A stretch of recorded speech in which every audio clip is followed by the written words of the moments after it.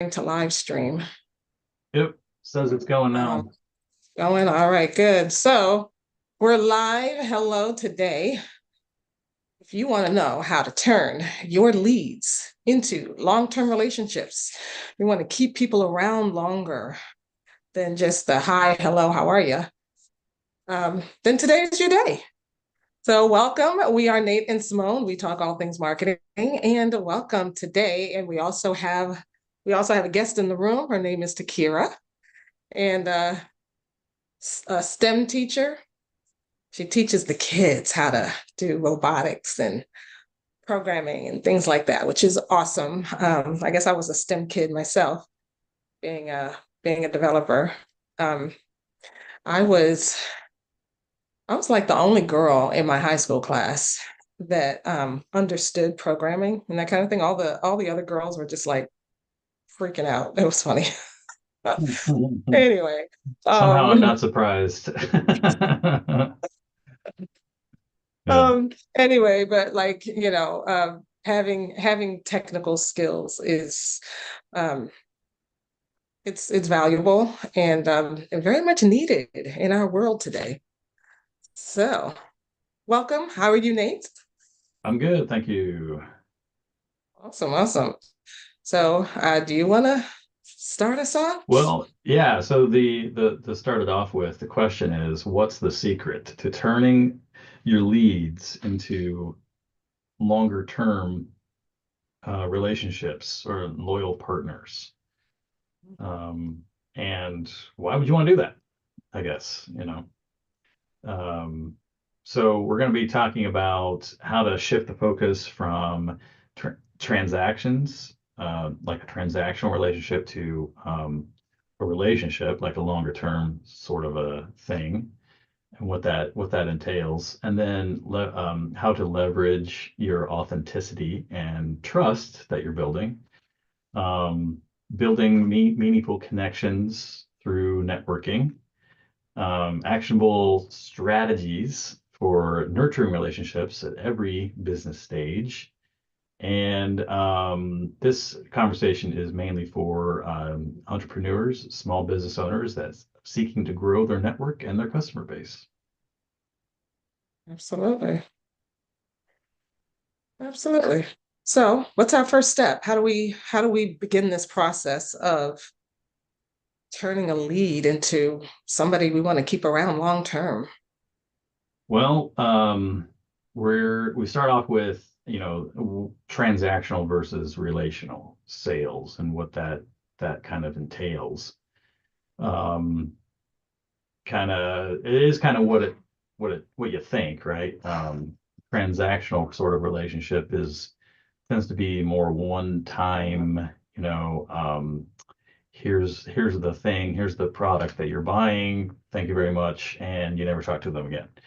Versus a relationship where someone comes and buys something from you, either a product or a service, and you kind of bring them into the fold and continue to nurture them, so that they become a repeat customer.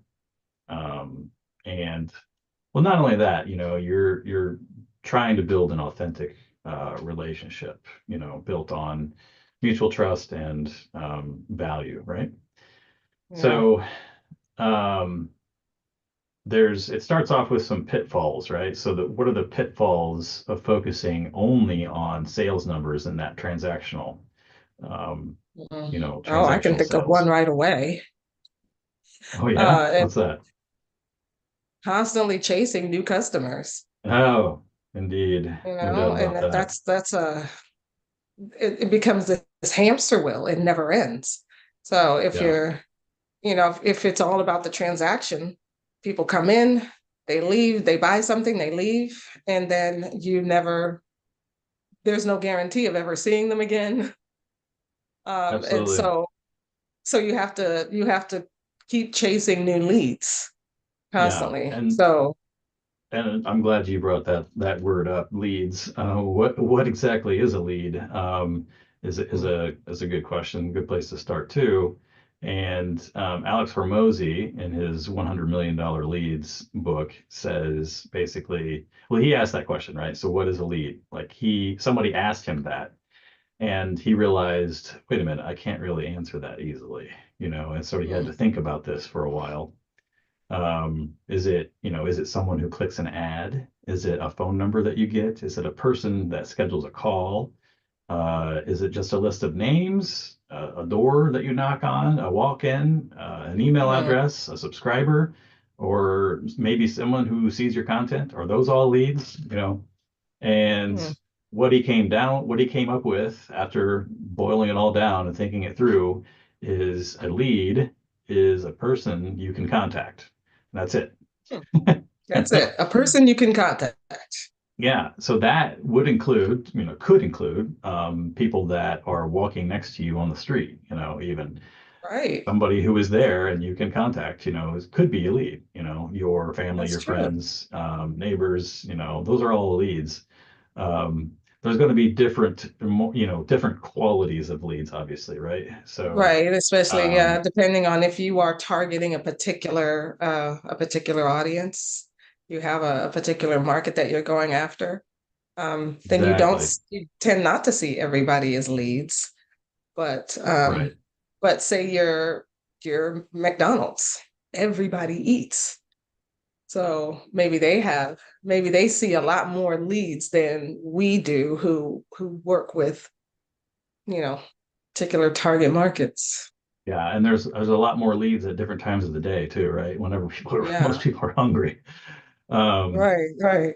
but so the thing here, the pitfall here is, um, the leads are not just having leads is not enough. That's the idea here.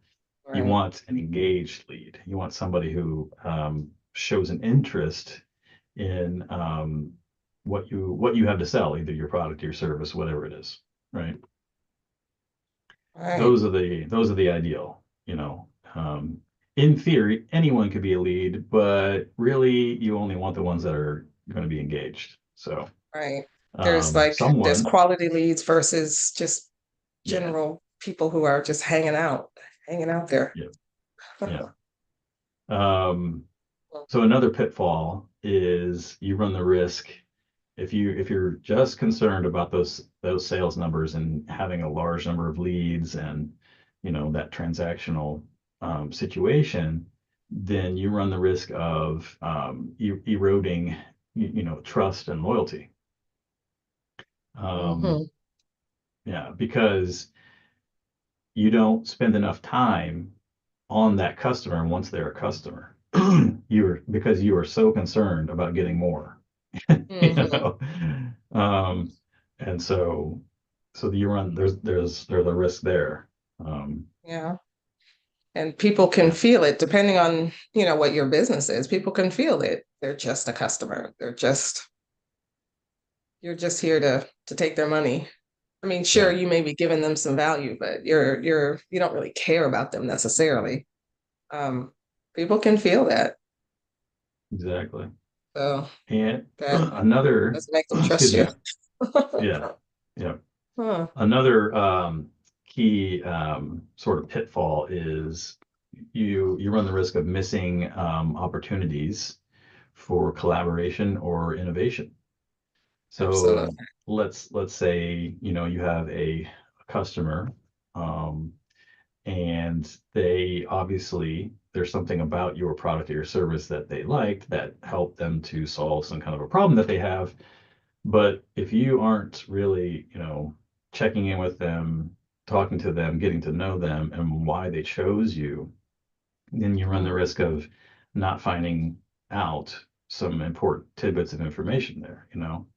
Um, Having those conversations, talking to the people that are already your customers can lead to a lot of new ideas that could create innovations. You might be able to create a new product out of that or a new service just Absolutely. by keeping those communication channels open and really striving to deepen that relationship.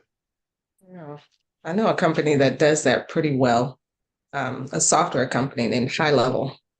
Um, they have created a community out of their customers, and their customers tell them what they want in the software.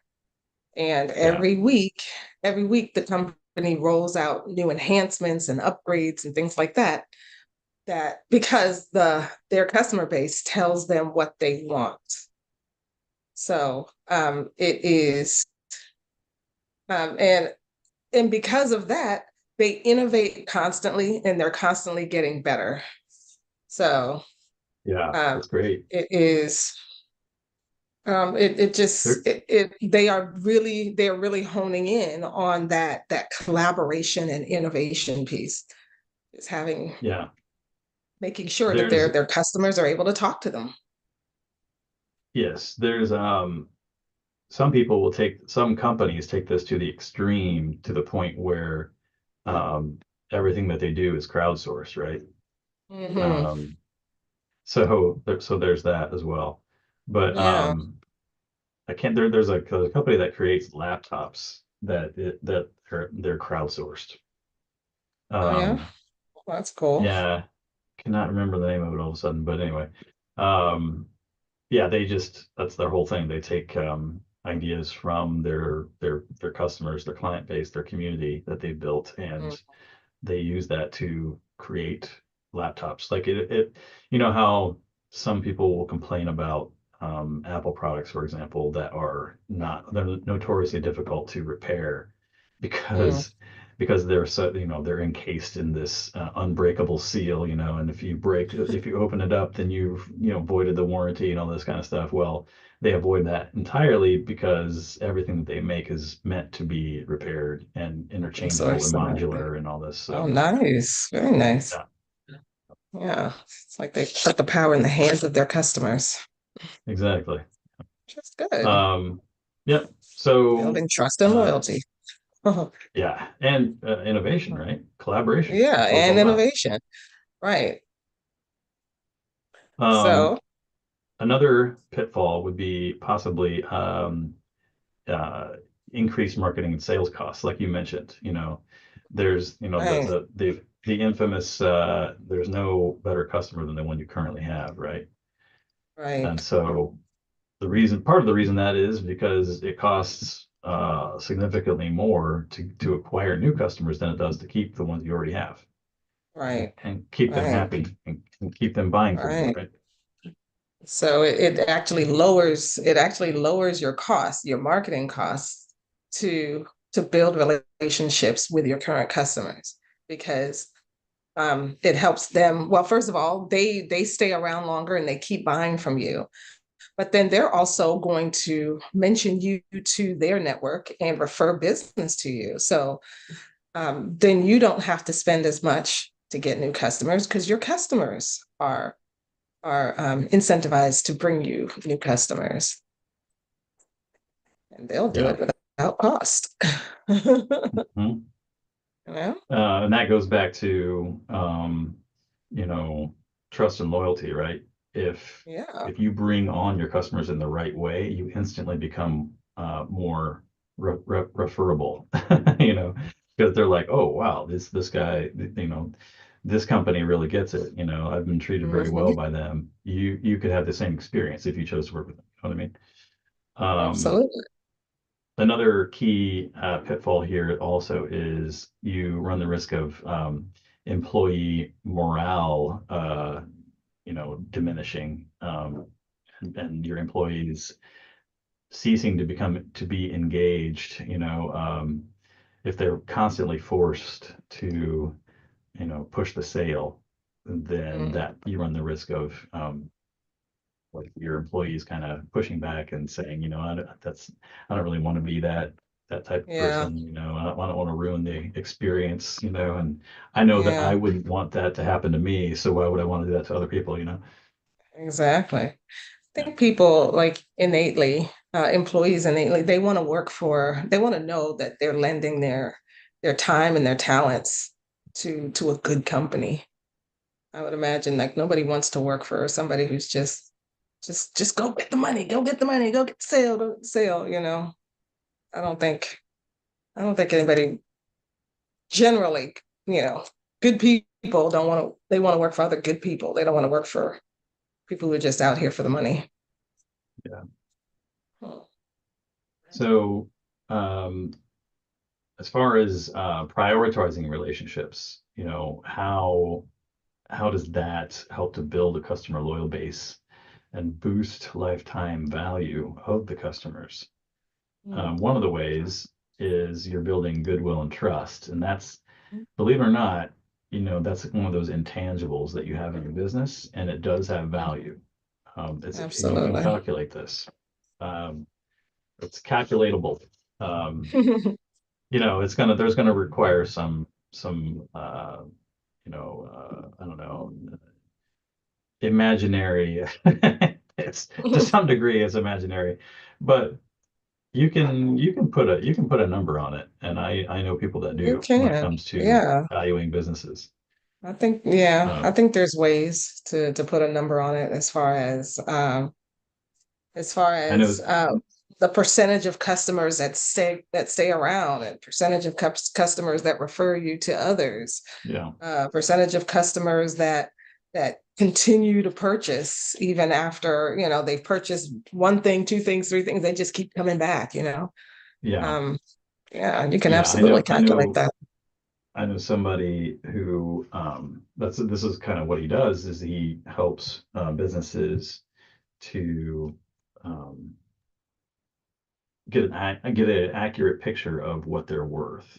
What, Mm. let's say the business owner wants to is in the stage where they're ready to consider selling, for example. Mhm. Then they want to get an idea of what the business is worth and that kind of thing. Well, I know somebody that has done this, and in this case, this person was actually looking to. I think they were actually looking to maybe add on to their business by purchasing another business. I can't remember now precisely the details, but he was able to look at, like, take the person's 20 years of experience, for example, in the industry, and all the customers that they've had and all this, and turn that into a dollar number that made them look on paper, you know, worth twice as much as what they had in the bank, right? Mhm. So then they were able to, the banks like you to have double what you're asking for, right? So, so they got to what they needed just by factoring in that intangible goodwill and trust factor. So it's interesting. Yeah.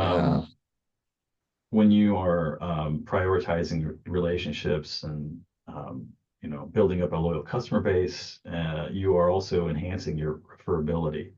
If you're really concentrating hard on giving people a good experience, then they're going to want to tell other people about you, right? Yeah. And all of that leads into increasing your customer lifetime value, which is something that you really need to take into consideration. Um, Right. some companies, it's difficult because maybe they have a high quality product. You know, people buy it once and they don't really need to buy another one because it's such a good item that what are they going to do? It'll You know, last for years and years. well, Yeah. exactly. But then you start to think about, well, what are there other things I could be providing to my Mhm. customers to enhance their experience? You Yeah. know, and that somebody I was talking, I watched somebody talking about Apple is a good example of this, how they build an entire ecosystem around their products. That they're by no means a one product, a one trick pony, sort of situation Mhm. here.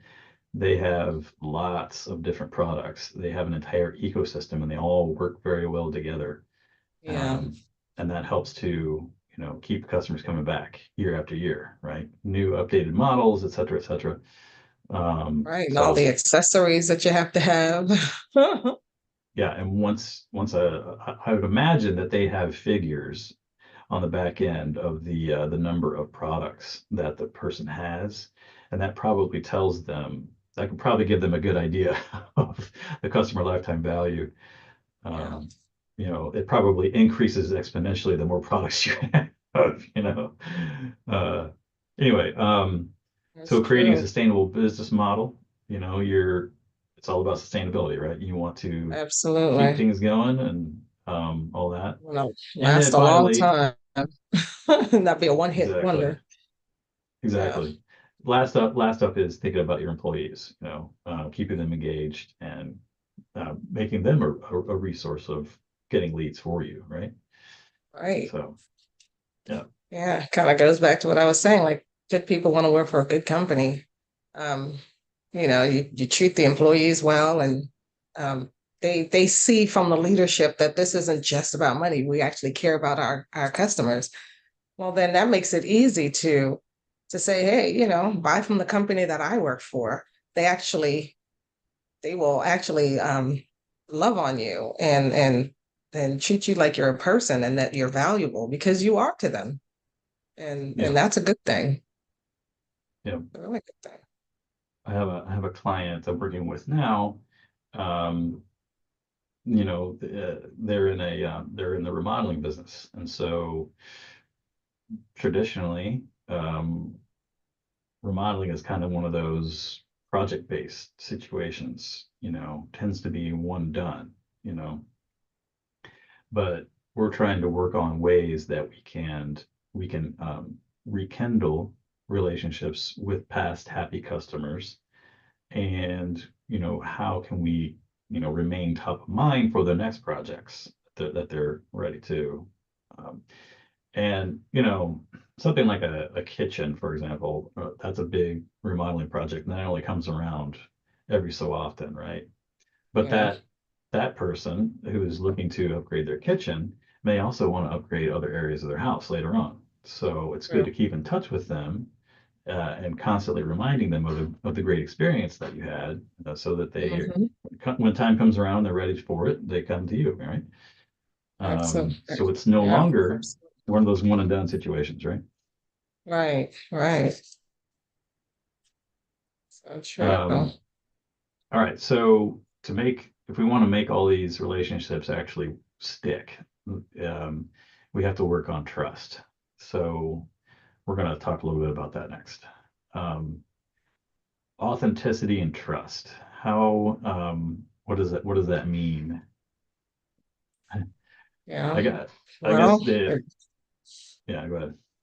I think a big part of it is being authentic and sharing the real you. Um, they say, people like to buy from people, not from corporations. Even though there's like lots of we buy from corporations all the time, but we really do like um and there's a mom and pop stores have a hard time like competing against like the big box stores and everything. But like the best ones, they survive because people like the human behind the counter. There's this natural health store that's nearby. The lady in there, she has a whole store full of vitamins and oils and all kinds of different healthy natural health things that you would find in a store like that. But the thing that it's really interesting to watch. The thing that people really come in there for, they'll come and they'll get things off the shelves. They'll get vitamins and different things off the shelf. But what they really come in there for is for interaction with her. They'll say, "Oh, well, I have this ailment. I have this going on. I have that going on." Oh, and she'll spend time with them and talk with them like, "Okay, so, you want to make sure you get this and this is how you use it and come back in and see me and let me know how it's going and everything." She's very good at that. People come in for her, not necessarily because you could buy the vitamins anywhere, right? Why come here to buy the vitamins? They come there because of her. She's special, she's unique, she's authentic. And she Yeah, shows that she cares about her about her customers, I you think know. that's important, and I also think of, the promotion that Coca-Cola did where they put, people's names on Mhm. the labels, and brought it down to the individual level, Yeah. to a certain extent. I think that's You an know, interesting. that's an interesting way to look at it too, because, Coca-Cola is a giant corporation. And so it's hard to connect with the corporation, but they make it easy for us to connect to each other, which is really interesting. Yeah, That whole I'd yeah. like to buy the world of Coke. Let's all live in harmony, that kind of thing. Hmm. So it's all like Hmm. let's connect to each other over drinking this Coke, right? Exactly. Um, Yeah, they've so yeah, managed to really put a human face on this corporate yeah. behemoth. Right, exactly. Exactly. I think Um, Doritos is doing a good job with that too, with their ads. You know, they're it's a big corporation. What is it? Frito-Lay, I guess, owns them, I think. Um, yeah, we don't know, I don't know who the owners or who the CEO of Frito-Lay is, but I know people who love Doritos, and watching their funny commercial. It just we all laugh together at at the at the funny antics of people just trying to get a hold of Doritos. yeah. It's really Think of interesting. think They think make a of way just to about any connect us Super to each Bowl other. ad. Just think about. Yeah, right. We're all They're all watching the Super hilarious. Bowl at the same time, and we're all laughing together at these things, and it's connecting us to each other. It's really interesting. I never thought about that before. Yeah. Um, They learn how to bring that human element in with us connecting to each other. yeah. And that makes you seem more authentic, right? You're talking to Yeah. people instead of being a faceless, corporate entity, um, spewing out AI generated garbage, right? Yeah. um, Another key point here is, it's important to be transparent when you're communicating with clients, and that you are delivering on your promises. That's that trust factor, right? Um, there's I believe I cannot remember. I think that the book is The Road Less Stupid, if I remember correctly. But they say, the author says basically, never lie ever to your Mm, clients. If somebody asks you a direct question, you give them an answer right away, and it better be the truth. Um, mhm. because it's a slippery slope, and you're digging yourself a hole right from the start. Right. I So think people get into trouble when they want to look like they know it all, yeah, or they've every we're human and we're flawed, and I think a lot of times people they don't want to show they don't want to show any foul uh fallibilities that they have, I guess. I don't know what the yeah, opposite of infallible is, but anyway, any weaknesses or anything fallible. like that. And so they try to oh yeah, yeah, yeah, I can do that, I can do that, and you can't actually. you know and so there's nothing wrong with saying, I don't know the answer to that question, but I will I don't find know. out Yeah, for you. yeah. you know You don't know, just say it. just People say will no, respect I you don't for know, but I that. will find out, and people will respect you, absolutely. um So a question to ask yourself here: Are you actively nurturing trust within your interactions? Are hmm. you actively nurturing trust? What do you think, Simone? Are you actively nurturing trust? I believe I do my best to nurture trust. Um, I'm actually implementing these days into my onboarding, um, better better communication and support with my clients who get this particular product from me. Um, I'm I'm putting in place tools that they have access to, and communicating those on a regular basis and letting them know. and I also let them know, hey, this is, um, if I don't know everything, but we can come together and we can work it out together.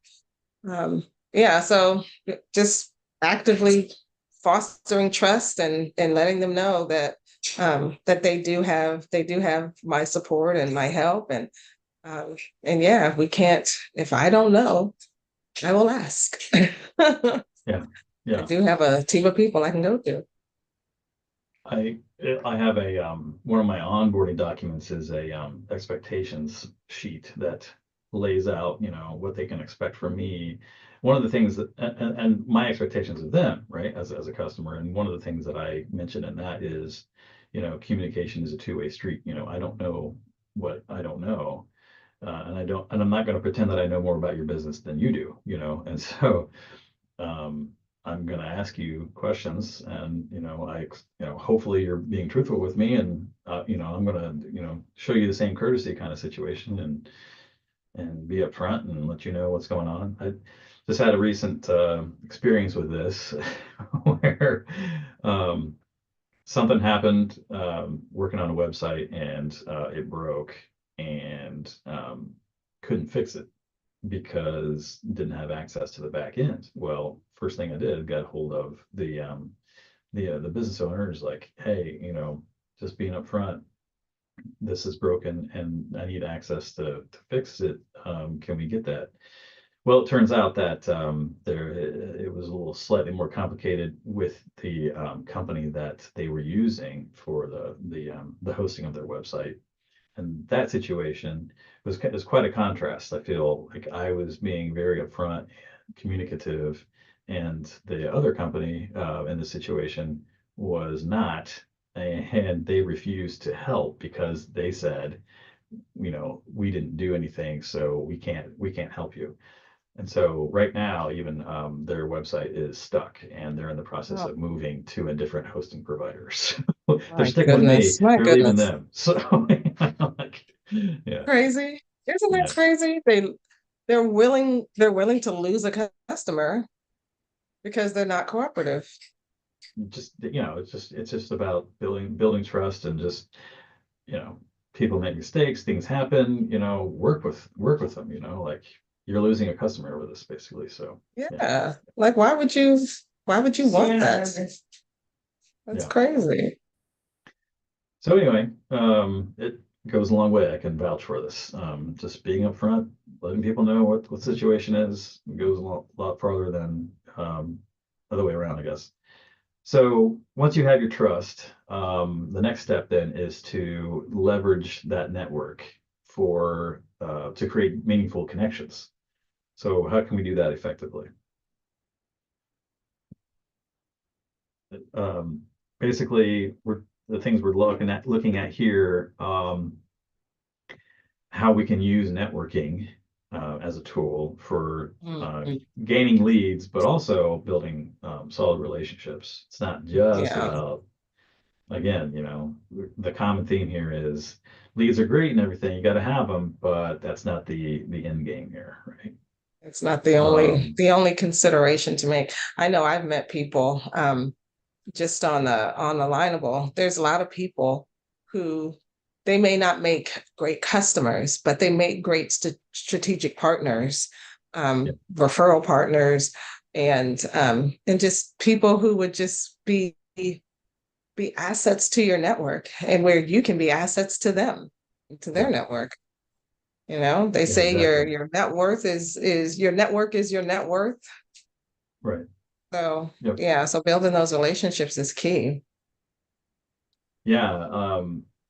Somebody that I met through a friend, is a social marketing expert, and she and I, we're talking about ways we could work together. Maybe I could, help her with adding on sort of like marketing strategy, kind of a bigger picture approach.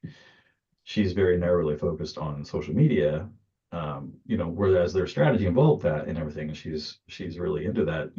There's a bigger picture that to look at as well, right?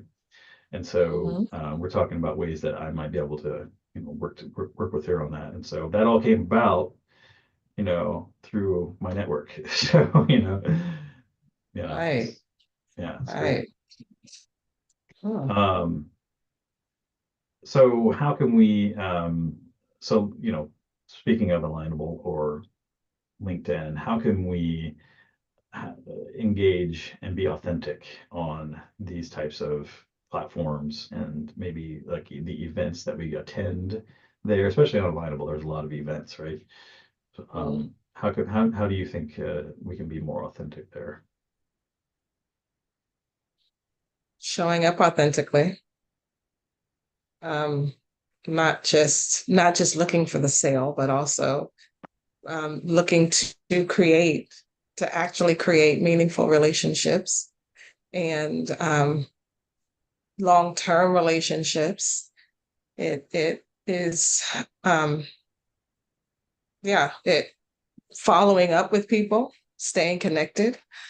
There are a lot of these short little speed dating type networking meetings that happen on Alignable. And a lot of the time you'll meet somebody who you want to talk to longer than 7 minutes. You feel like this person would be a great asset and um, asset to you, and you can be a great asset to them. So following up is a huge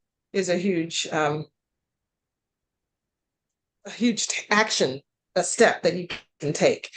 And a lot of times we just have so much trouble following up with people.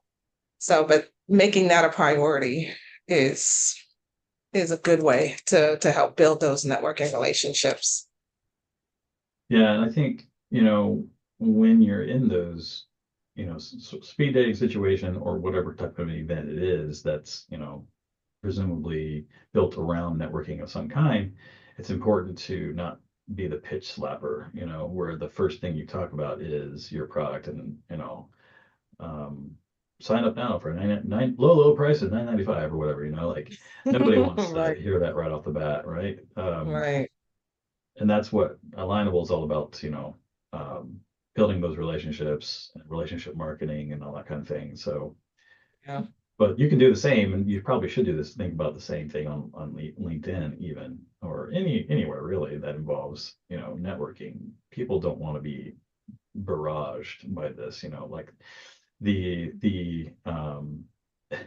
digital in-person equivalent of, spam, right? Nobody wants that. Um, Right, right. so I Oh, think that's being authentic, talking to the person, interacting with them, connecting with them as people first. And then if you get into, well, what do you do? Well, okay, fine. That's kind of a natural segue to a certain extent. mhm.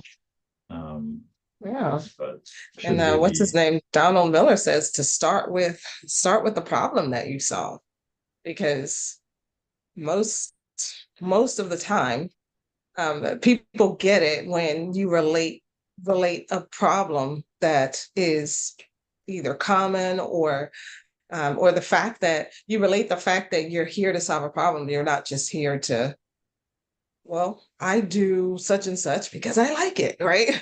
No, yeah, you like it, but you're really doing it to help people. Yeah.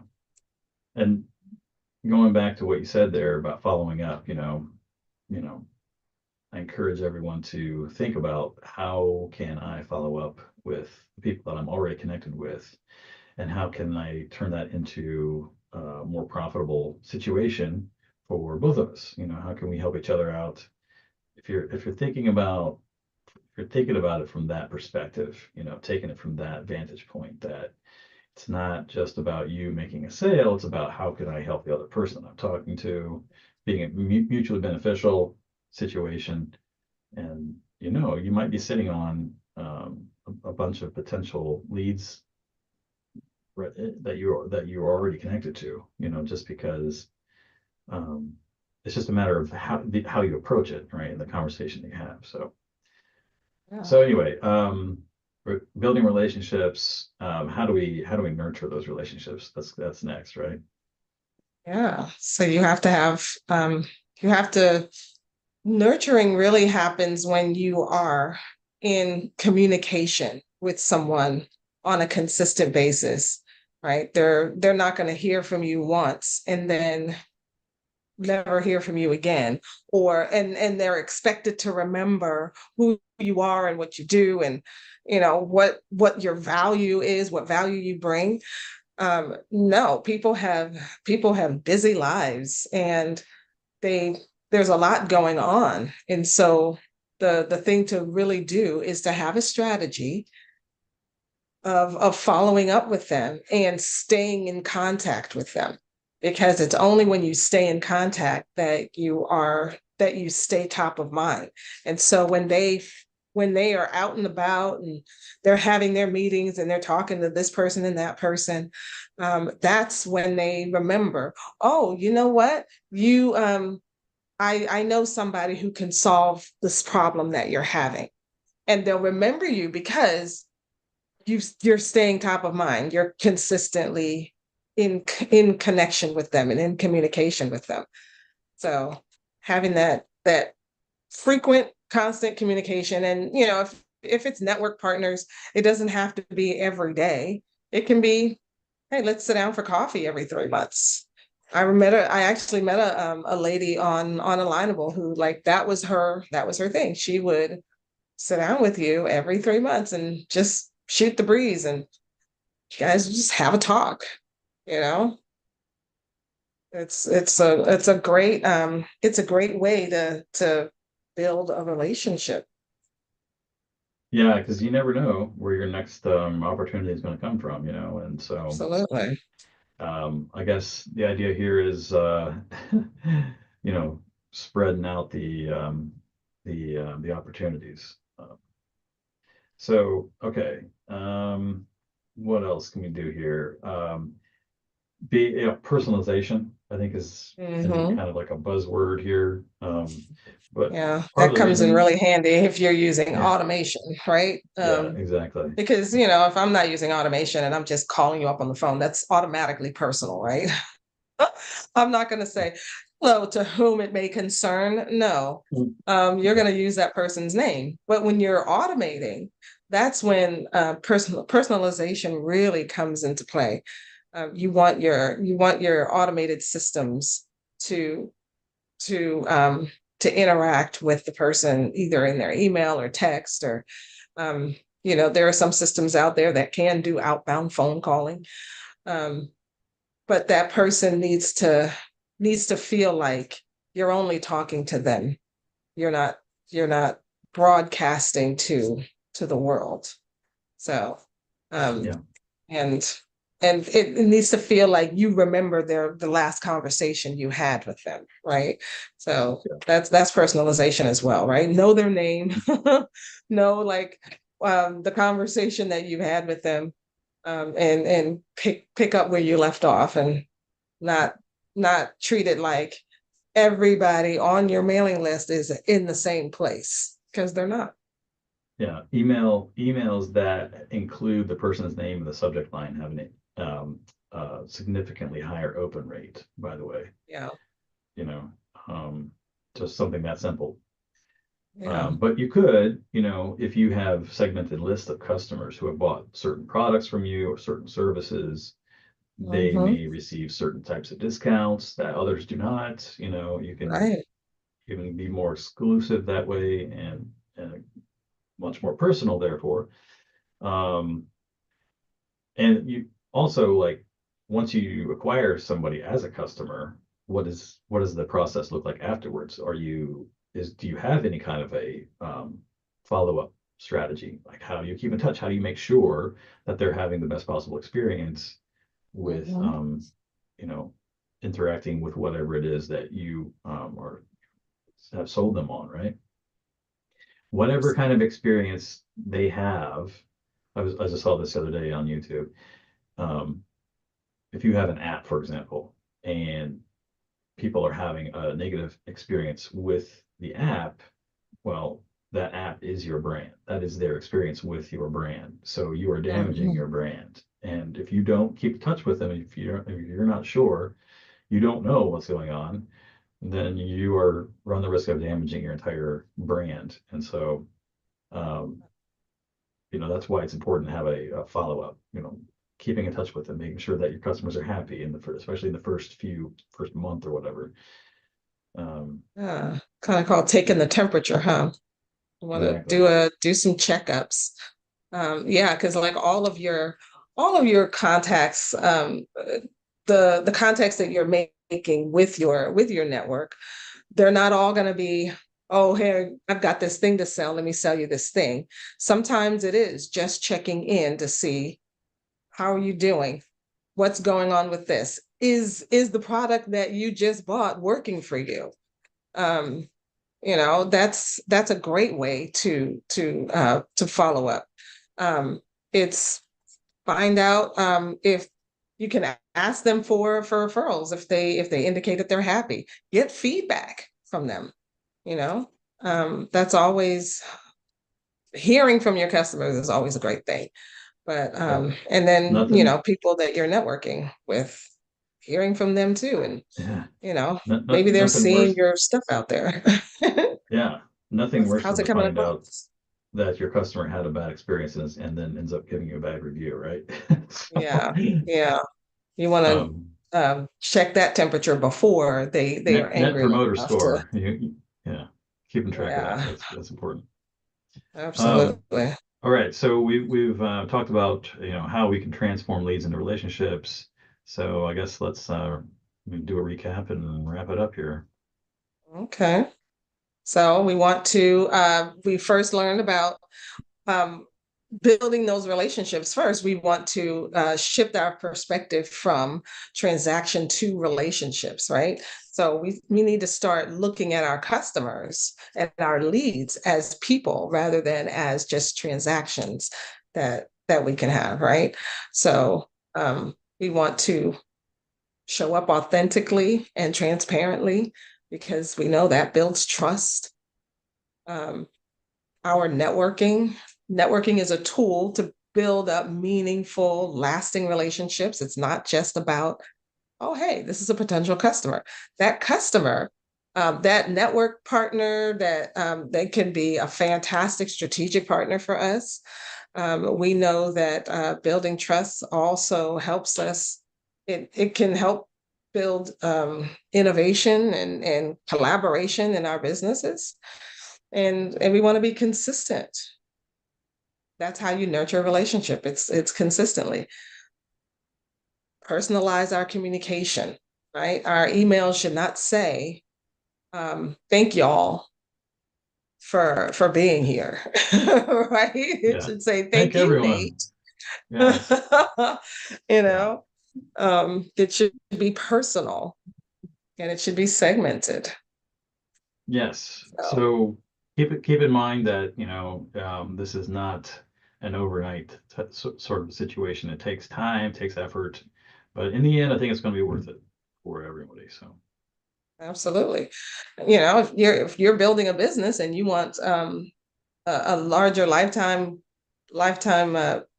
customer value, it's absolutely worth it to yeah, be building those every relationships. every customer's experience impacts your next customer's experience. So Mm, in one way or wow, another, yeah. that's a good soundbite right there. All righty. So with that, we invite you to share this with somebody else. Let us know what you are doing to nurture your relationships in your business, whether with your customers or with the wider network. And subscribe to the channel. Let us know that this is helping you. Help us with the algorithm, okay? And we'll see you next time.